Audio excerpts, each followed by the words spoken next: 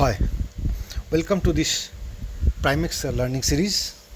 आज हम आपको कुछ ऐसा इन्फॉर्मेशन बताएंगे जो फाउंडेशन के लिए बहुत ज़रूरी है और इस फाउंडेशन के साथ साथ ही आप एक सक्सेसफुल स्टॉक ट्रेडर बनेंगे। So let's start. First question is, what is your objective of trading in stock market? आप स्टॉक मार्केट के में ट्रेड करना क्यों चाहते हैं? और इसका एक सिंपल आंसर है, that is to make money. मतलब ट्रेडिंग से पैसा बनाना है बस, right? Now what is trading? Trading का मतलब है buying and selling. Buying and selling anything is trading. जो कुछ भी हो उससे अगर हम बाई और सेल करते हैं तब वो हो गया ट्रेडिंग। अब प्रॉफिटेबल ट्रेडिंग के लिए आपको बाई करना है लोअर प्राइस में और सेल करना है हायर प्राइस में, और इस एक्टिविटीज़ में जो डिफरेंस होगा वही है आपका प्रॉफिट। जैसे कि 100 रुपये में अगर आप कोई चीज़ बाई कर देते और 125 रुपये में उसको आप सेल कर दिए, दैट मीन्स इसका जो डिफरेंस हो गया 25 रुपीज़। सो 25 रुपीज़ हो गया आपका प्रॉफिट। अब शेयर मार्केट में तो पहले ही आप सेल कर सकते हो, उसके बाद बाई कर सकते हो, लेकिन condition same, that is buying at lower price and selling at higher price, और डिफरेंस होगा आपका प्रॉफिट। एज ए ट्रेडर हम किस चीज़ का ट्रेड कर सकते हैं? हम गोल्ड का ट्रेड कर सकते हैं। अगर हम 10,000 रुपीज़ का गोल्ड खरीदे और 10,500 रुपीज़ में उसको बेच देते हैं, तब इसका जो डिफरेंस है दैट इज़ 500 रुपीज़ हो जाएगा हमारा प्रॉफिट। हम ट्रेड कर सकते हैं शेयर में। Share is a part of ownership of A company, और इसके बारे में हम आगे चल के डिस्कस करेंगे। फिर हम ट्रेड कर सकते हैं करेंसीज में। अब कोई भी करेंसी हो जिसको बाई और सेल आप कर सकते हो, जैसे कि यूएस डॉलर, यूरो, पाउंड, ये सब जो है खरीदे और प्राइस थोड़ा सा इंक्रीज होते ही अब इसको सेल कर दिया है, और डिफरेंस हो गया आपका प्रॉफिट। आप ट्रेड कर सकते हो रियल एस्टेट में, आप ट्रेड कर सकते हो वेजिटेबल्स में। रियल एस्टेट में आप कैसे ट्रेड करेंगे ना, एक प्लॉट या फ्लैट आप खरीद लिए और कुछ दिन बाद ज़्यादा दाम पर उसको बेच दिए, इसमें आप अच्छा खासा प्रॉफिट बना सकते हो। वेजिटेबल्स में क्या है, अपने प्याज लहसुन खरीदा और प्राइस थोड़ा सा बढ़ते उसको सेल कर दिया। इतना आप याद रखिए कि अगर आपको ट्रेडिंग में प्रॉफिट करना है, एसेट क्लास से कोई प्रॉब्लम नहीं है।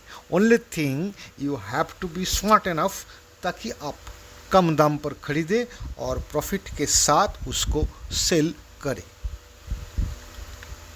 Now look at this gold, shares and currencies. ये बहुत ही ऑर्गेनाइज्ड, वेरी वेल स्ट्रक्चर्ड।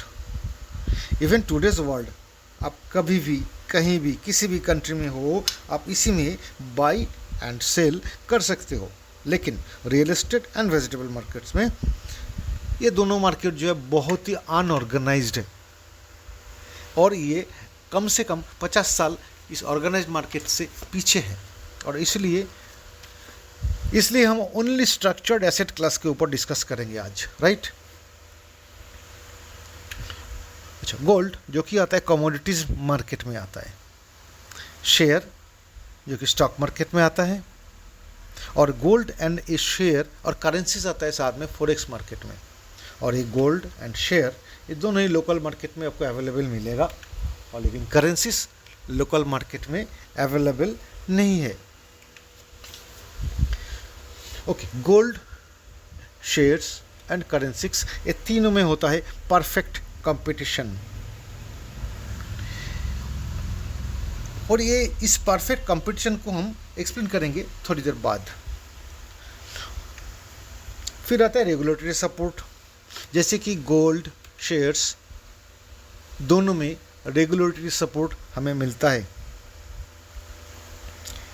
जबकि फॉरेक्स में हमें कोई रेगुलेटरी सपोर्ट नहीं मिलता है। इसी कारण फॉरेक्स मार्केट में बहुत सारे स्कैम होता है और लोग इसमें फंस जाते हैं।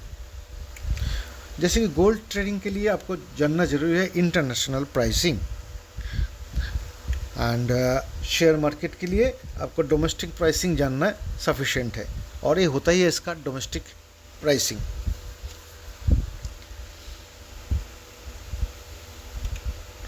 फिर आते हैं करेंसीज में ट्रेड करने के लिए आपको इंटरनेशनल प्राइसिंग की जानकारी रहना चाहिए। और बिगिनर्स के लिए दिस गोल्ड में ट्रेड करना बहुत डिफ़िकल्ट है, जबकि शेयर्स में ट्रेड करना बिगिनर्स के लिए बहुत ही इजी है, और करेंसीज में भी ट्रेड करना बिगिनर्स के लिए डिफ़िकल्ट होता है।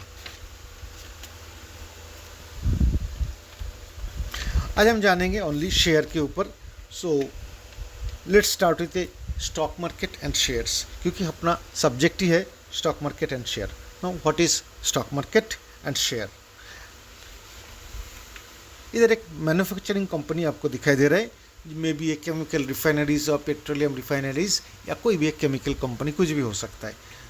और जैसे और नहीं तो ये है मैन्युफैक्चरिंग यूनिट या असेंबली यूनिट, या तो मोबाइल स्पेयर्स मैन्युफैक्चरर और असेंबली यूनिट, जो कुछ भी हो, दो कंपनी आपको दिखाई दे। ऐसे बहुत सारी कंपनी होगा और आपको इस कंपनी के साथ बिजनेस करना है। अगर आप इन कंपनी के साथ बिजनेस करना चाहते हैं तब आपको करना क्या होगा? आपको इसका पार्टनर बनना पड़ेगा। और वो कैसे? ना, आप इस कंपनी का शेयर खरीदेंगे। अब ये शेयर आप खरीदेंगे कैसे? खरीदना भी है ना, वो किसी भी एक ब्रोकर के पास आपको एक ट्रेडिंग अकाउंट ओपन करना पड़ेगा। वो ऑनलाइन में बहुत सारे डिस्काउंट ब्रोकर आपको मिल जाएगा जिसके चार्जेस बहुत ही कम है, और नहीं तो कोई एक सर्विस ब्रोकर के पास जाकर एक अकाउंट खोलना पड़ेगा। सर्विस ब्रोकर्स के चार्जेस ज़्यादा है, और दोनों का अपना अपना एडवांटेज एंड डिसएडवांटेज है। ओके, अकाउंट खोलने के बाद अगर किसी कंपनी जिसका मार्केट में 1000 शेयर्स है, उसमें से अगर आप 100 शेयर्स खरीद लेते हैं तब आप बन गए 10% शेयर होल्डर, राइट? इसे ऐसे आप कंपनी के शेयर होल्डर बन सकते हो। अब कंपनी आपको शेयर्स सेल क्यों करेगा? सिंपल है, to raise the interest free funds and to maintain transparency, credibility, recognition, to increase their business. Let me explain. अगर किसी कंपनी का कोई नया प्रोजेक्ट बनता है या कोई एक्सपेंड करता है या न्यू टेक्नोलॉजी लाना पड़ता है, और इसके लिए मान लेते हैं कि 500 करोड़ को फंड चाहिए, और ये फंड कौन देगा? बैंक या कोई प्राइवेट लेंडर। लेकिन उसके लिए हर महीना 5 करोड़ एज ए इंटरेस्ट चला जाएगा, और इसलिए कंपनी अपने आप को स्टॉक एक्सचेंज में रजिस्टर करवाता है और आईपीओ के द्वारा फंड रेज करता है, जो कि एक इंटरेस्ट फ्री है। और पब्लिक आईपीओ के द्वारा कंपनी में इन्वेस्ट करता ही है और चाहता है कि कंपनी उस पैसे से बिजनेस करे और बदले में पब्लिक को कुछ रिटर्न मिले। शेयर्स ना, बिजनेस नीड्स कैश।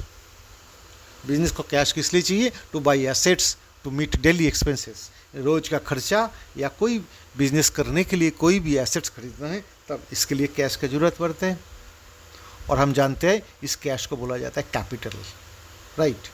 वही कैपिटल कोई एक व्यक्ति दे सकता है और बहुत सारे लोग मिलकर भी दे सकता है। सो दिस कैपिटल से बिजनेस किया जाता है, और बिजनेस में से कैश जनरेट होता है जो कि कस्टमर से ही मिलता है। वही कैश फिर ओनर के पास वापस जाता है। बहुत सारे ओनर जब छोटे छोटे पार्ट में कैश कंट्रीब्यूट किया है तब उस छोटा छोटा हिस्से जो होता है उसको शेयर बोला जाता है। और लोग शेयर होल्डर क्यों बनेंगे? Because they expect return from that business, right?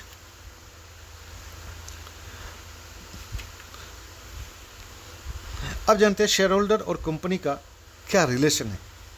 जैसे कि वे एक कंपनी है जो स्क्रीन पर आपको दिखाई दे रहा है, इसका जो ओनर या शेयर होल्डर बहुत है, बहुत लोग मिलकर के इसको ओन करता है। सो बहुत सारे शेयर होल्डर है। इतना ओनर अगर है तब एक मैनेजमेंट टीम रहना भी ज़रूरी है इस कंपनी को चलाने के लिए। सो एक मैनेजमेंट बॉडी होगा जो कंपनी को चलाएगा। अब कंपनी का काम क्या है? कस्टमर को हैप्पी करना है और इसके लिए सर्विस देना है, प्रॉब्लम सॉल्व करना है, जैसे कि नर्सिंग होम, रेलवे एक्सेट्रा। और अगर कस्टमर हैप्पी होता है तब रिपीटेडली कंपनी के से सर्विस लेने के लिए आता है और तब कंपनी को पे भी करता है कस्टमर, जिससे कंपनी का प्रॉफिट बढ़ेगा और इस प्रॉफिट फिर ओनर के पास चला जाता है। और आज के बाद आप अगर शेयर खरीदना चाहते हैं तो कोई भी बड़ा कंपनी का शेयर ले लीजिए, लेकिन अभी नहीं खरीदना, कुछ दिन बाद।